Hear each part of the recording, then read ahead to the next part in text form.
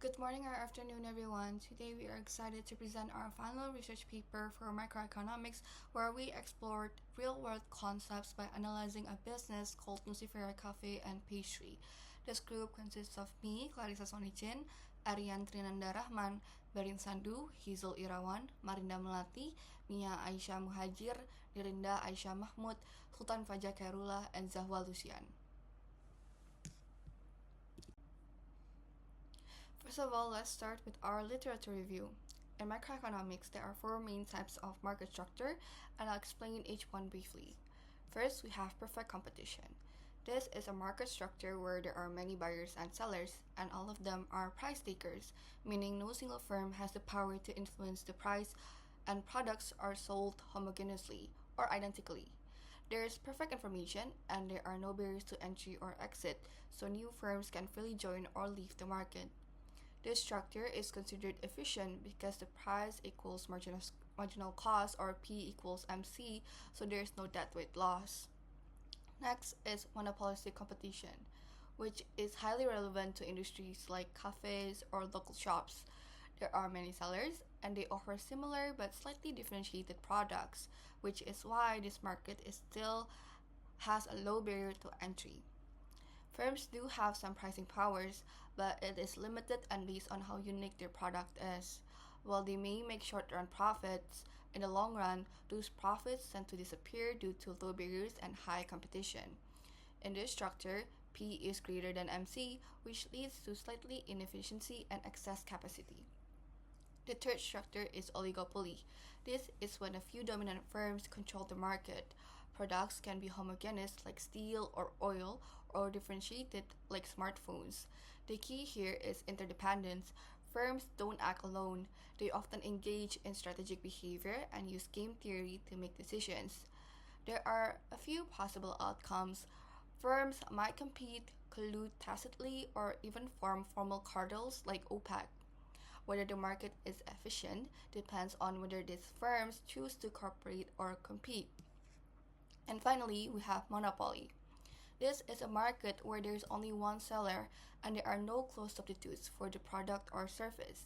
The firm is a price maker and enjoys high entry barriers, whether they're legal, technological, or natural. In a monopoly, P is greater than MC, which leads to inefficiency or deadweight loss. There's no supply curve because the firm decides both price and output. Interestingly, monopolies often use price discrimination strategies to maximize profits, which we'll discuss more in the next part. Speaking of price discrimination, which can occur when a business charges different prices to different customers for the exact same products, it is based not on cost but differences on willingness or ability to pay. Types of price discrimination are the first degree, charging each customer the maximum they are willing to pay. This is rare in reality because firms don't usually have full knowledge of each customer's preferences. And the second degree, they are based on quantity purchase or product version. Example, they buy two and they get one free, bulk pricing and premium versions. The third degree is based on identifiable consumer groups. For example, student discounts and senior pricings. Other relevant strategies include intertemporal pricing, where prices vary over time. For example, higher prices for new products, which decreases later. And then there's peak load pricing, higher prices during periods of high demands like weekends or holiday pricing. And then lastly, there's bundling, selling a combination of goods at a lower total price than buying them separately. For example, 50K for coffee and croissant, while croissant usually costs 30,000 separately and coffee costs 30,000 separately. These pricing methods are especially common in service-based businesses like cafes, where experiences and ambience also plays a big role. Now, let's move on into the background of our research and introduce the company we are focusing on. We chose this topic to examine the market structure of cafes and pastry business in Makassar, how this structure affects the ability of a business to set prices, the type of price discrimination strategies used in this industry, and a real life case study on Nucifera, a premium pastry cafe in Makassar. The cafe we choose is again Nucifera, a premium pastry cafe established in 2022 and located in Makassar. It has gained attention for its high quality pastry, particularly its croissants and its well designed aesthetic interior. Here are some key facts on Nucifera. They offer a premium cafe experience with a focus on quality, ambience, and service. The menu is updated seasonally to match customer preferences and trends. It sources their ingredients from the locals to show a commitment to sustainability and freshness. And the minimalist and cozy atmosphere attract young upper middle class market, especially those active on social media. Nucifera combines product quality, service excellence, and visual branding to differentiate themselves from their competitors. 2.1 Market Structure and Competition. Nucifera Cafe and Pastry operates in a highly competitive market with many similar business in Makassar. The city is filled with cafes and pastry shops offering a variety of concepts and products. So the market faced by Unicifera falls into the category of monopolistic competition. In this market, there are many producers offering similar products, but each tries to create its own uniqueness in order to attract consumers. Consumers in Makassar are also very diverse, ranging from young people who are looking for a hangout place with an Instagrammable atmosphere to consumers who care about the quality and health of the food they consume. The existence of many producers and consumers makes competition in the market quite intense, so that each business actor must be able to offer more value in order to survive.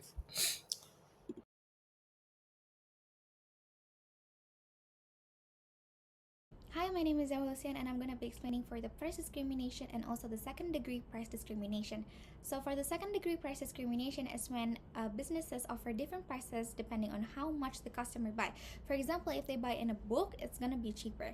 And for the third degree price discrimination is when a businesses group customer based on things like their age, their location, or their needs and charge each group with a different prices, for example, like a student discount.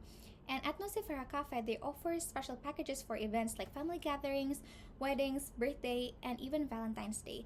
And one example is a candlelight dinner in a specific room and floor for its romantic atmosphere.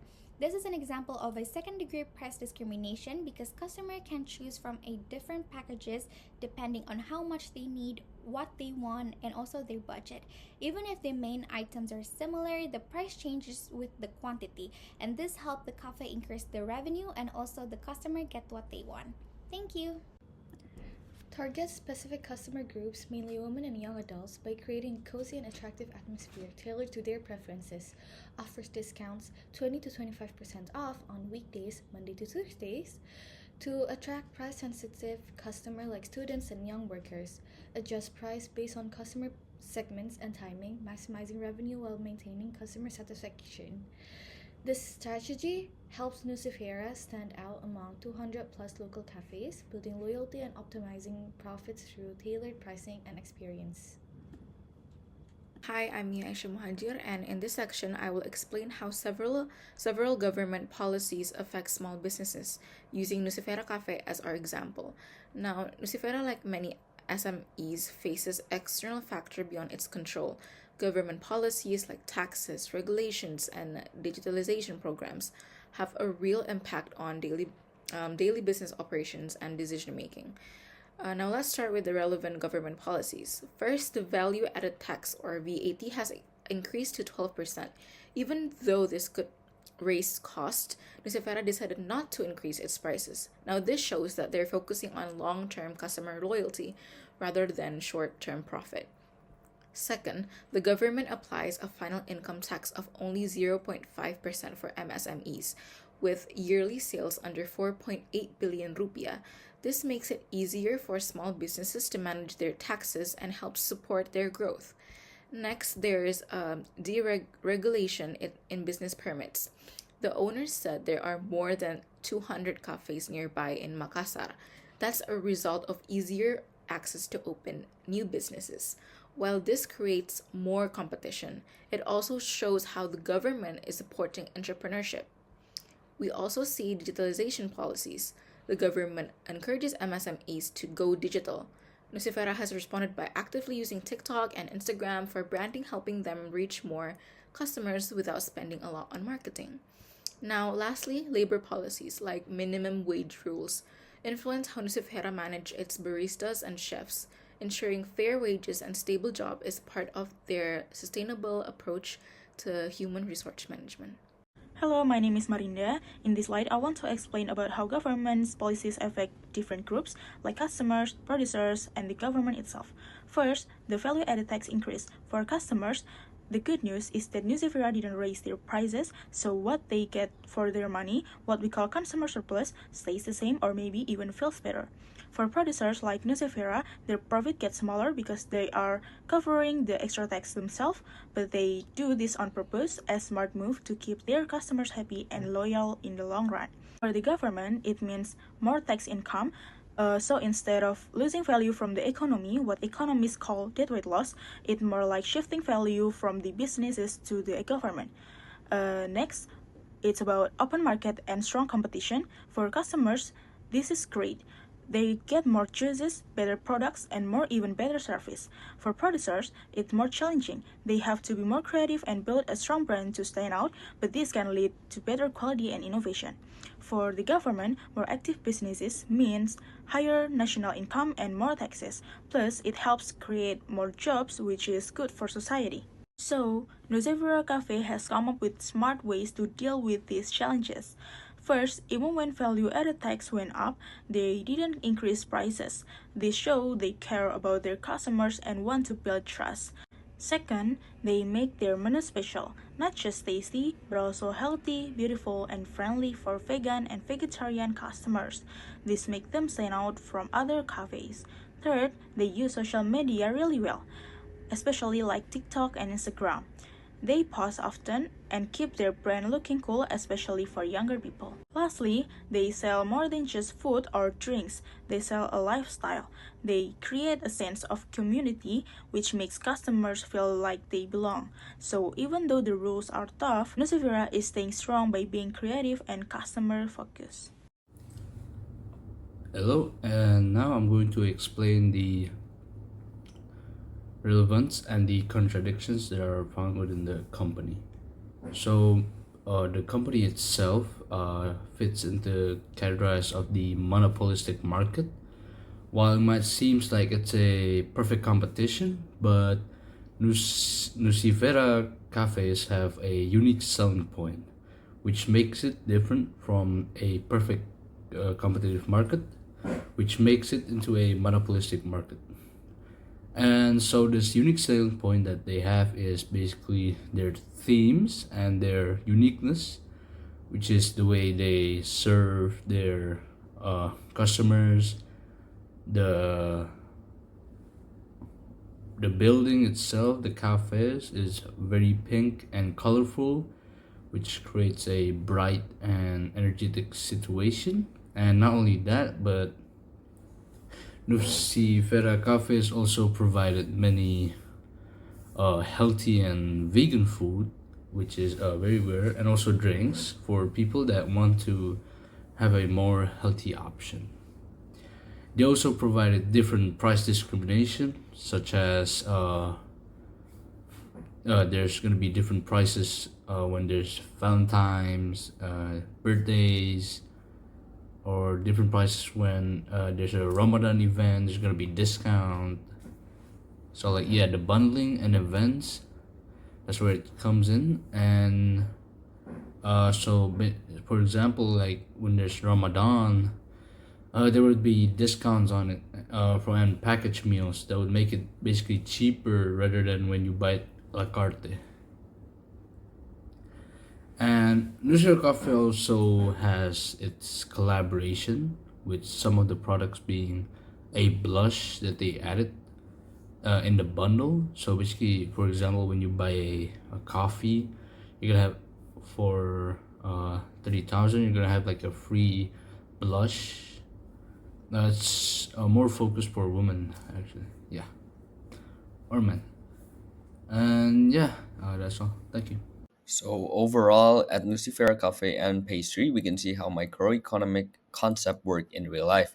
The cafe operates under monopolistic competition by offering unique products, setting strategic prices, and staying flexible with market and policy changes.